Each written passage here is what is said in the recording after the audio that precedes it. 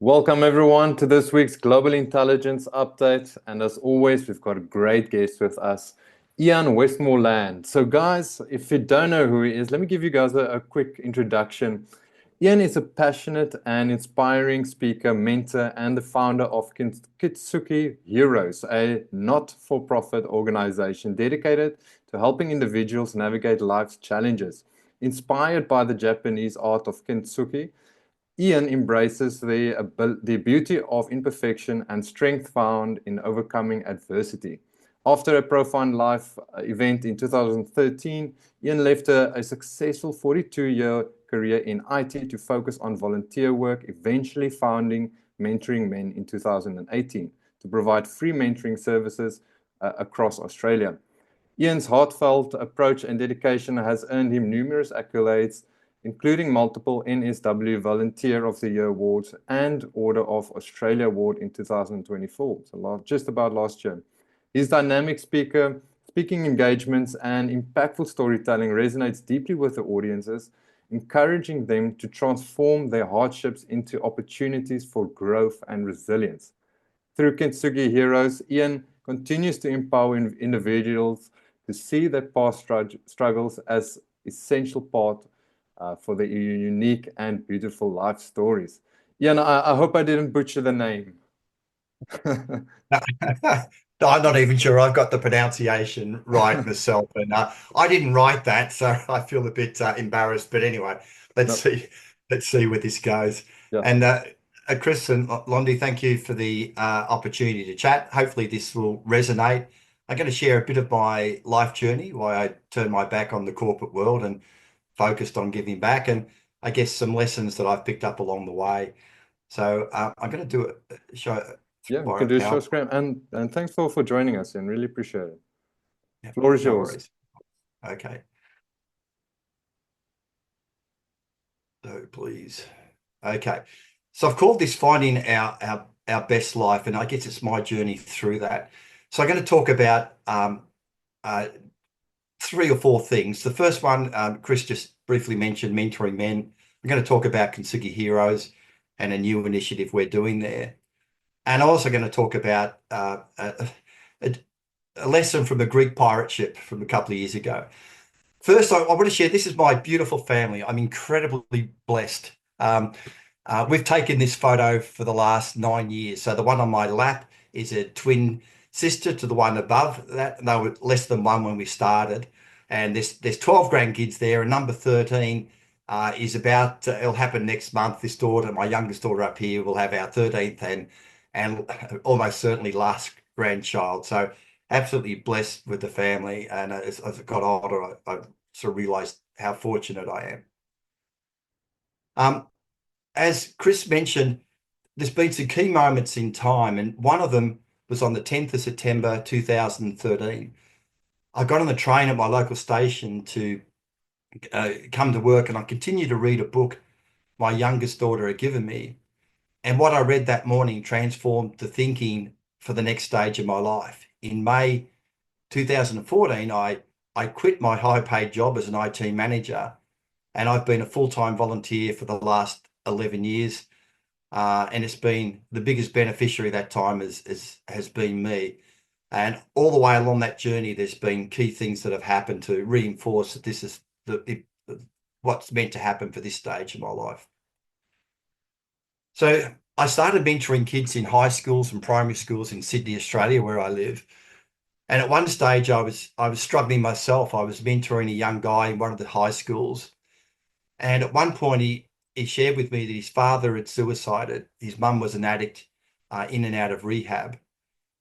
He was living with his grandparents, which he hated, and then he just turned and he looked at me, and he started crying. And he said, "Ian, help me. And what can you do?" And I debriefed with the program counselor afterwards, looking for advice. And she said, "Ian, are you okay?" And I just started crying myself. And after a couple of months, I realized that I wanted to have a mentor. I should clarify this. A bit of confusion around mentoring. So most people in business think mentoring is someone with acquired skills, knowledge, experience, guides, directs, advises someone else. So that's business mentoring. What I'm talking about is life mentoring. it's predominantly listening, it's supporting, it's encouraging, it's not telling people what to do. So I looked around worldwide for an organization that provided life mentoring to men, and I couldn't find one. So I actually started mentoring men in 2018. After a slow start, it boomed. And in 2021, there were sufficient resources for me to put in place a paid team to do all the work that I was doing as a volunteer. I'll just share a little bit about it. Here's some statistics from Australia. I assume it's fairly consistent worldwide. Suicide rate amongst men is a huge issue. It's about 3 or 4 to 1 the rate of women. It's when men are going through a relationship breakdown, it goes up to about 12 times to 1.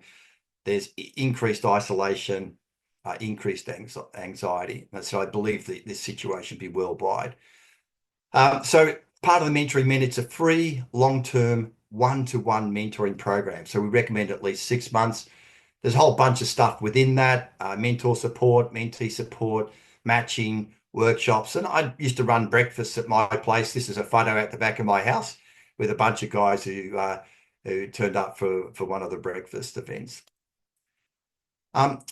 After I stepped aside for about 2 months, I decided to start a second not-for-profit. My wife has a lot of tolerance with me. Once I start something, I put everything I've got into it. Like I'm still working 7 days a week, long hours a day for no pay, but doing things that I'm incredibly passionate about. And the driver for this came back to me as a teenager, lacking confidence and self-esteem, incredibly shy. I remember setting a goal, if I could just be average, how brilliant would that be?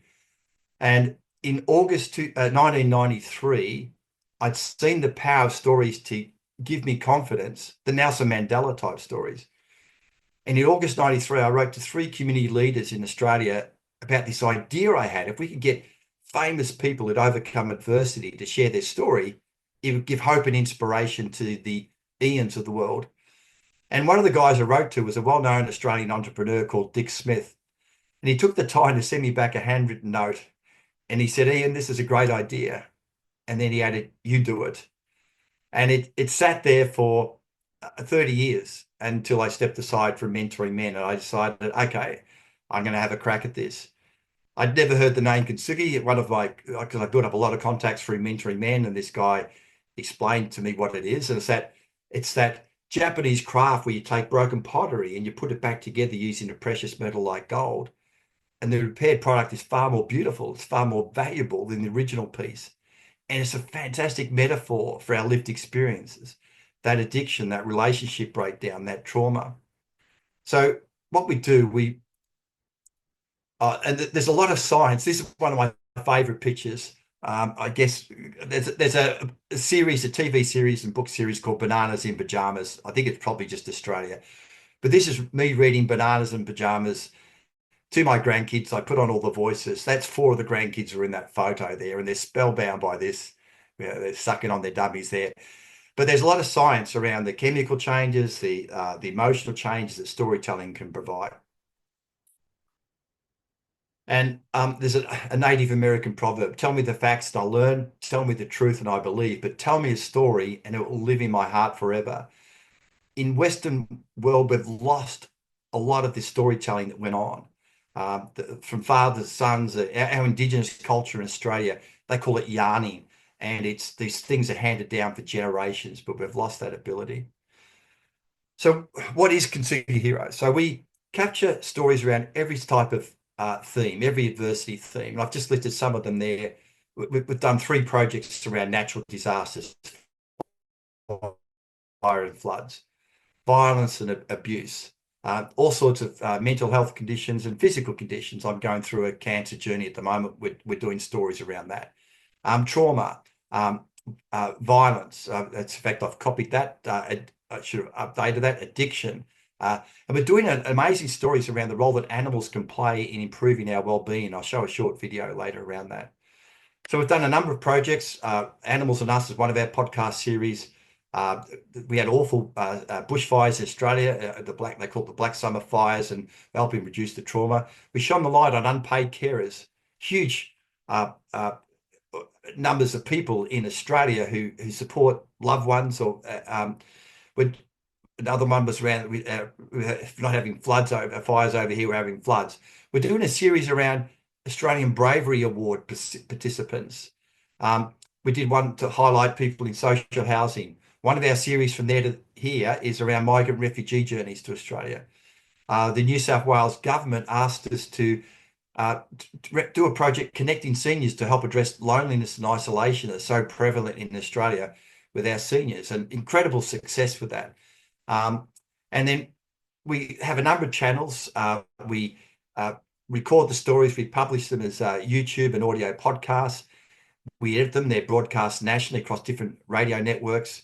We run workshops, photographic exhibitions. We put the stories into books, festivals. We're producing short films, and we're running events.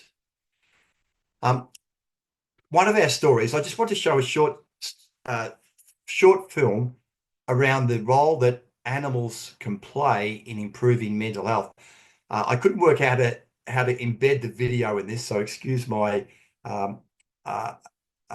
lack of experience there, but I'm going to just show it separately. It's a 4-minute video, incredibly powerful.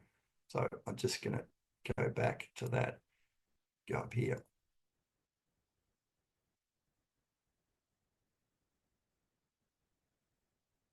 Trauma isn't just being blown up in a war zone. Trauma can be the death of a loved one. It could be prolonged abuse over many years. Doing things that you believe to be morally repugnant. When I was sitting in hospital, a psychiatric hospital, a place that I felt most ashamed to be, I'd just been diagnosed with PTSD. I told myself that if I had any business being an artist, then I needed to be vulnerable. I needed to stop painting pretty pictures and tell some real stories. My name is Mike Armstrong. I'm an artist. I'm a veteran. I'm a father. And I'm the owner of Squish. Squish came into my life when I felt lost. I'd just been diagnosed with PTSD. Squish was this beacon for me, this little bit of joy. He forced me to get out of bed every day. Squish doesn't judge whether I take him for that walk, whether I'm feeling like seeing the world or not. He is always there and is always happy. I served for 23 years in the military. I did 3 overseas deployments, Timor, Afghanistan and Iraq.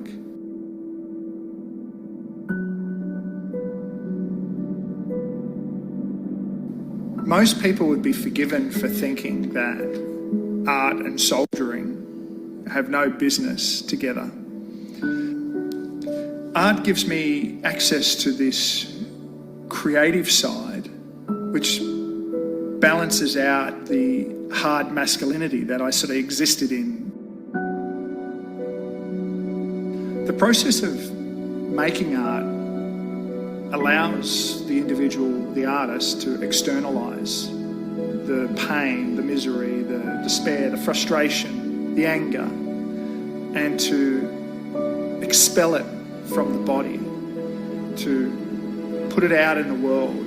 These outlets that I have and share with my partner Tracy allow me to sort of live a balanced life, a generous life, to connect with community, to support people, to share stories, to meet people, to feel good in my body. I want to help people to find control. I think teaching people to be violent is quite easy. Teaching people to be controlled, to have self-control, is actually quite difficult, but way more important.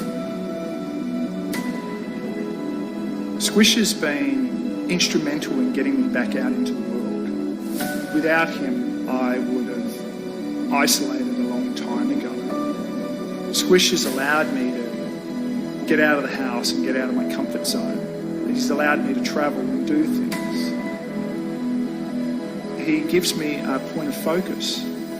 When I'm feeling stressed and unease, I turn to him and he turns to me.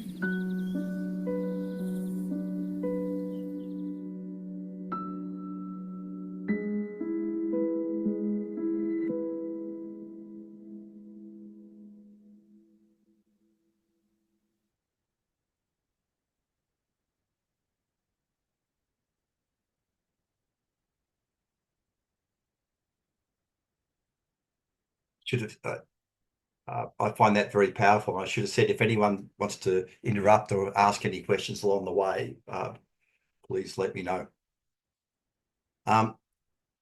So on to volunteering. I want to talk about this major new initiative that I'm so excited about. It's going to launch in the next 2 months. It's called Kintsugi Mentors. And I spent 11 years in the mentoring space as a volunteer mentor. And the subtitle is Developing a Community of Care. I want to go back to the society that I grew up in, where we had the support of neighbours. We were poor, we never had a telephone, but Mrs. Ryan, 3 houses down, had one. So we would give out her number. She'd come up and say there's a telephone for us.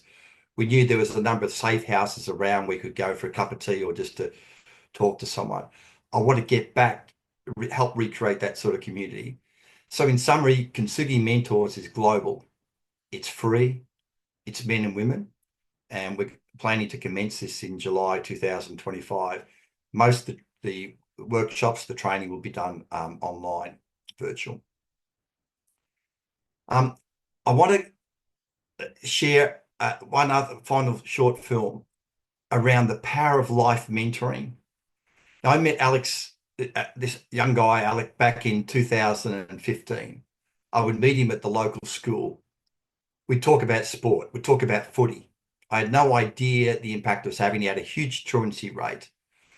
Alec contacted me about 8 years later, and he then went on to make this video for the mentoring program called Raise. So I'd just like to share this for a couple of minutes.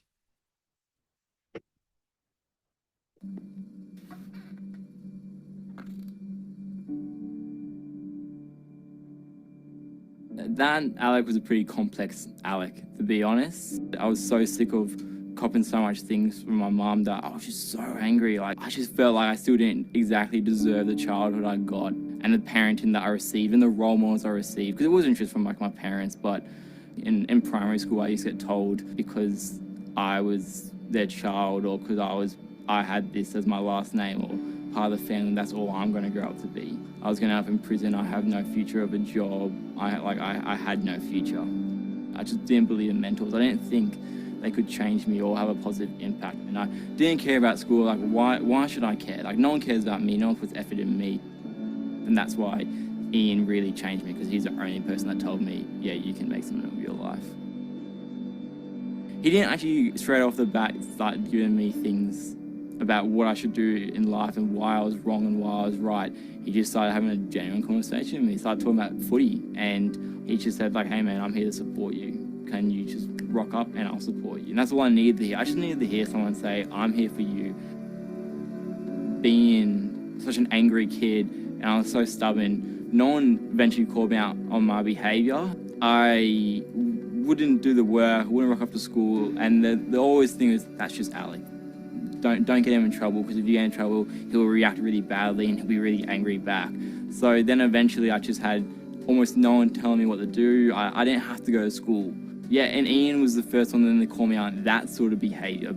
And he goes, yeah, I'll be excited all week, and then Friday rock around, I'll be here and you won't be here. And that really upsets me. And when he told me that just really touched me. Actually, I thought, wow, like, this is a role model and a peer who's actually trying to look after me, like actually trying to make a good influence on me. And I can't even make the effort to show up. And I really took a hard look at myself, and I just didn't want to be that person anymore. And I went from 89 absent days to 2 the next year. So yeah, once I finished the Raid Youth program, life looked a lot better. I had such a stronger drive in life. You know, Ian really knew that I loved working with timber. So he was like, oh, like, carpentry is a great aspect to go into. Yeah, and it just gave me my path. Okay, I want to be a carpenter. I went to TAFE. I did pretty well at TAFE. I did well during my apprenticeship, and yeah, full-time carpenter now. I've got great friends. I feel so grateful for my life, and I don't think I'd have the life I have without Raise.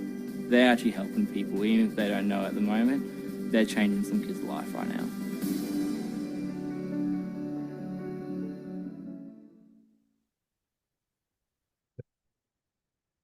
I don't know what it's like where you're living, but there's a huge shortage of tradies in Australia, and he's actually he's on a really good wicket now, as we would say. I then want to finish up talking about the meaning of life for those who are Monty Python fans. This journey I was on, my wife and I are really keen bike riders. We ride a lot in Australia, and we went on this, I call it a Greek pirate ship, that boat there. We went around the Greek islands, and you see the bikes on the top deck of the boat out the back. They would unload all the bikes when we arrived at a new island, and we would follow the tour guide on his e-bike. We didn't have e-bikes, but we would follow the tour guide around. And on one of the islands, we followed him up this hill, and he gathered all of the riders around him. He pointed to an island in the distance and started telling us the story of Aristotle Onassis. And for those who don't know, Onassis was and his family were struggling. They were in poverty, and he got in the black market of tobacco and made a lot of money. And I should say that the tour guide's telling this as a success story. He made a lot of money in the black market tobacco. And then he had a major innovation around packaged cigarettes and made an absolute fortune. And then he got into shipping and made a bigger fortune. And he married JFK's widow, Jackie Onassis. And the tour guide finished by saying that Onassis was rumored to have said, they say money can buy love. I'm the richest man in the world, but I've never found true love. And I couldn't help myself. I put my hand up. I said, look, I want to query your definition of success. You've got a guy here who's developed or sold a product that's killed millions of people and caused untold damage to millions more, but never found true love. I would argue that some blue-collar worker with strong, loving connections is far more successful than Onassis was. And when we got back in Australia, jet-lagged, I kept thinking around this concept of, well, what is our best life? And I came up with a rather complex diagram, which I shared for my purposes, but I'd like to share it here. And so I've given my definition over here on the right. It's where we use our talents and experiences to positively impact the world around us. It's where we get genuine contentment and fulfillment. And we're born and we start heading towards that best life. But then the work map shows the things that happen to us. And some are positive, but most are negative. We have relationship breakdowns. We get sick. We get caught up in social media. We get injured. And there's this overriding thing towards materialism that's just so prevalent. And it becomes the bigger car, the bigger house or whatever. And we lose any sort of consideration to our best life. And I say to people, look, just for 10 seconds, if you could just take a step back and think, what would your best life look like? And, you know, is there things that you could do to help move there? And I've got 3 quotes that resonated with me, put down the bottom.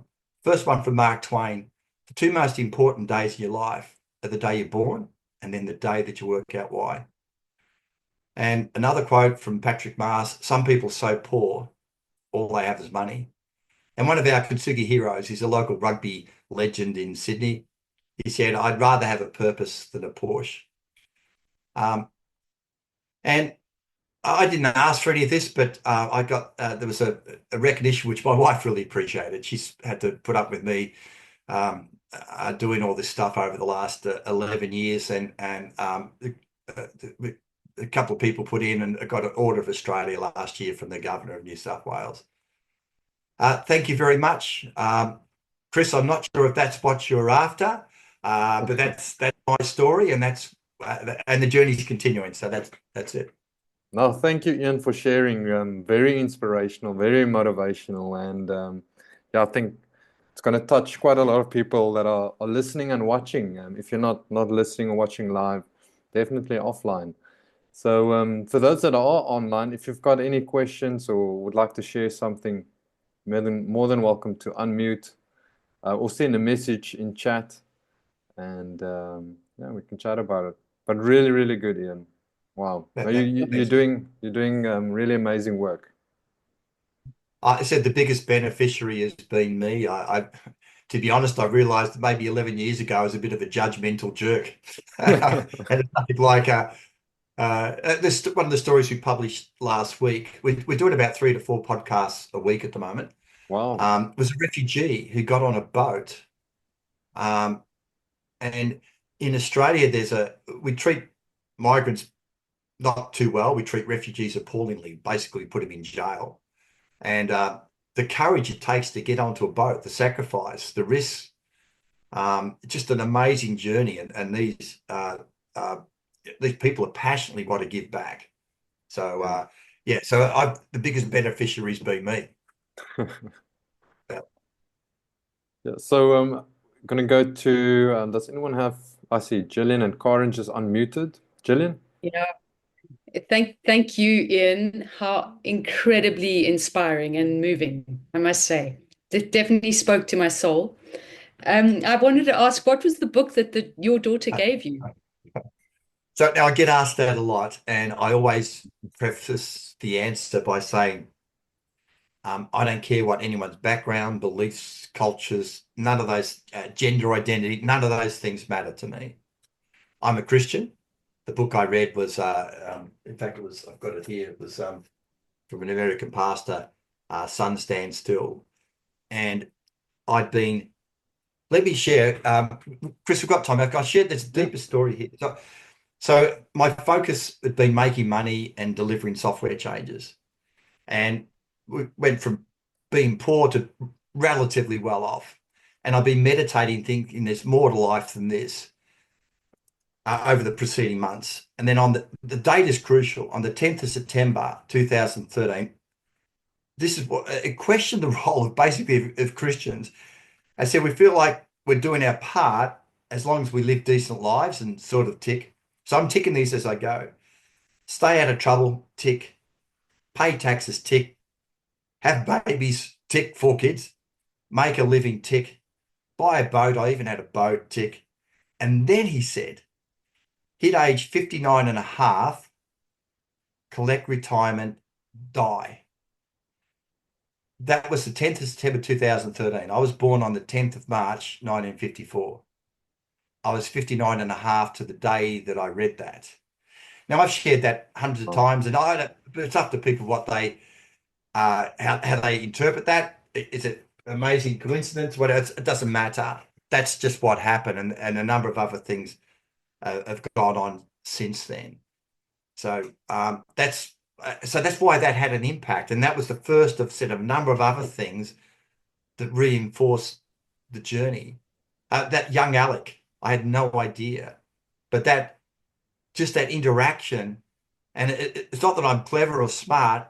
It's just being there. It's basically love. You know, the fact that I turn up there, and I often in the car on the way home, I should have said that. I should have said that. That can help. 99% of us just being there and supporting someone, and for that one guy, then it's worth it. But then how many other people are? Yeah. So yeah.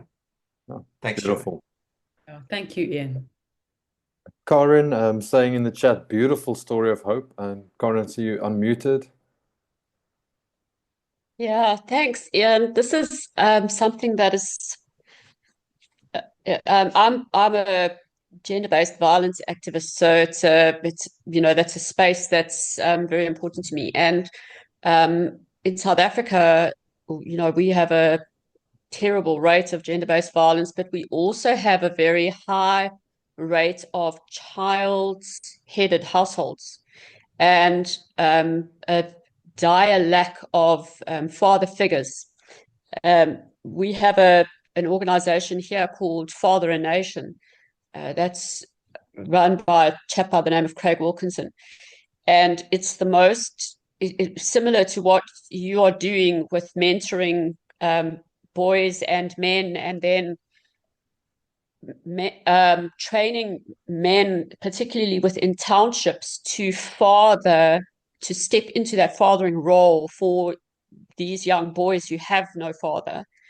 And so I really applaud you for what you do, because I think the feminist movement disempowered a lot of men and created a situation for men that led to a lot of, I think, what the societal issues that we face at the moment. And here in South Africa, obviously, apartheid played a huge role in that. But I think that your program is really something that's so valuable, and would certainly be valuable in South Africa. Maybe it's something that you could get hold of Craig and see how a collaboration could work to assist in that. It would be amazing. Karen, thanks for sharing that. I agree 100%. And a few points I'd make. Interestingly, in the school mentoring program in Australia, most of the mentors were women, 90% plus. Maybe because they're more carers, or maybe because they got the time. Yet most of the mentees, the people being mentored, were boys, men, young men. Yeah. And so in effect, they're being mentored by someone who's like their mum. And virtually what you said, virtually every young guy I mentored, so I mentored in a number of schools, in high schools and primary schools, came from a broken family. There was no male role model. So what are these guys supposed to pick up? And I would love, mentoring men is limited to Australia. So I've stepped aside from mentoring men. My next big passion and dream is to, we run these free workshops around the world to equip men and women to go out into their communities, into their schools, universities, families, whatever, workplaces, and equip them, help them identify the skills they've already got, and then pick up some new skills. The second thing, you talked about the gendered violence, and it's a huge issue here. And virtually everyone goes to men perpetrating violence on women. That's a major issue here, and it's headlines every time, like we have these appalling cases. But just for the record, there's also women perpetrating against men, men against men, women against women. And one of the things where I think it fails, I was involved in the local women's shelter.